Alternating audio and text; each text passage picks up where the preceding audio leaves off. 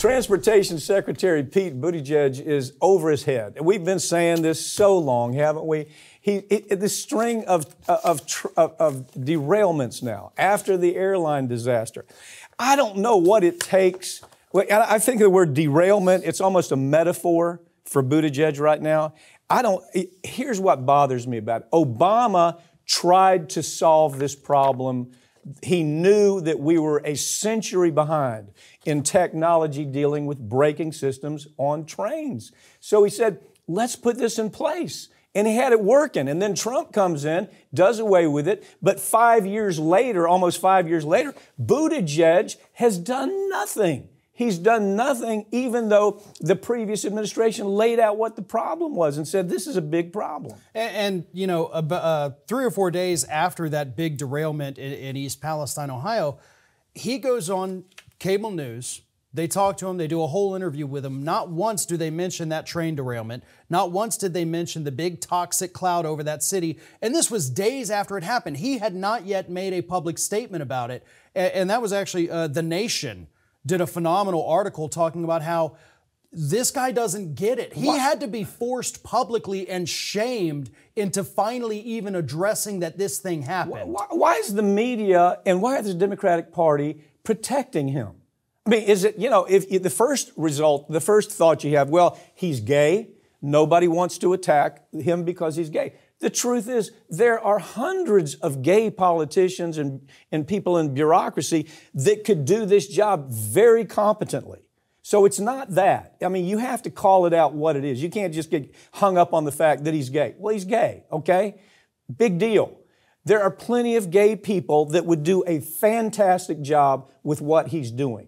But it's like non-speak that you hear the politicians. It's non-speak that the media is just so afraid to talk about this. He's an incompetent boob. He needs to be gone, man. Well, it reminds me a lot, when we would criticize Hillary Clinton whenever she did something wrong, people would say, well, you're being sexist. Yeah. It says, no, well, you're ignoring the actual argument here. Yeah. But what we have seen in just the last 12 months, forget the last 24 months that he's been in office, the last 12 months, we have seen them break up the rail worker strike. That part of it was about this issue. Good point. We have seen the massive meltdown in the entire airline industry over Christmas and Thanksgiving. With this administration. Yeah, with him as transportation. Yeah. We saw the supply chain fiasco. That's all under his leadership. He may not have caused the problems, and I've said that. He didn't cause the problems, but he is not equipped. He does not have the wherewithal to address these crises, these multiple crises that his office has faced. If this were somebody from the Trump administration, we would have been doing segments on it every day. Absolutely. Everybody in the left would have calling for his resignation. And I think we should be at that point. He can't do the job.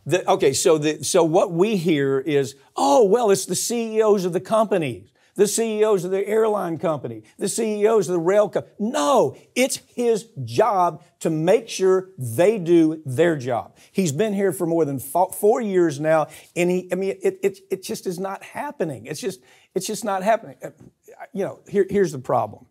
The problem, I said 4 years. That's not accurate. Yeah, it's three and a half years. So, but the point being, he was here. Here's what I was trying to get to. He was here when we had a Democratic House, Democratic Senate, Democratic president, and he had already been told by a Democratic president, Obama. Well, and Merkley in the Senate said him. Right. He had been told this is a problem. So deal with it. Don't go on vacation or wherever the hell he disappears to. Deal with it. I just think they need to get rid of him. I just think he's a disaster.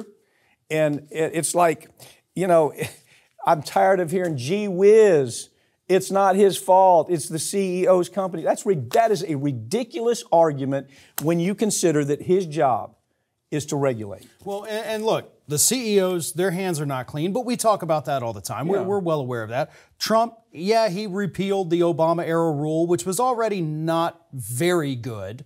It was at least in the right direction. It was, Farron. which was a lot what we saw under Obama. It wasn't quite where it should have been, but it was a good step forward. Yeah, he was trying. We had a president who was trying to fix the problem. But we had, during the early years, we had so many train derailments that they started to refer to them as bomb trains. Yeah. There was a great reporter that I worked with at the Smog blog, Justin Makolka.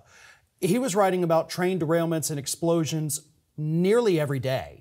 And that's why Obama finally put that rule in place, because we knew how dangerous they were. We're using the braking system that we used during the Civil War. Yeah. I mean, same system. And they have a replacement that's used all over the world. They use it in Asia. They use it in Europe. It's an electric pneumatic system. Isn't that kind of how you describe it? Yeah, that brakes all the cars at once. It's electric pneumatic. The industry knows about it. They know how to make the adjustments and put it on ours. It's used, as I say, all over the world, except here. And this numbnut has been here, let me correct it again, only 3 years, not 4 or 5, like I said. And that's the big issue.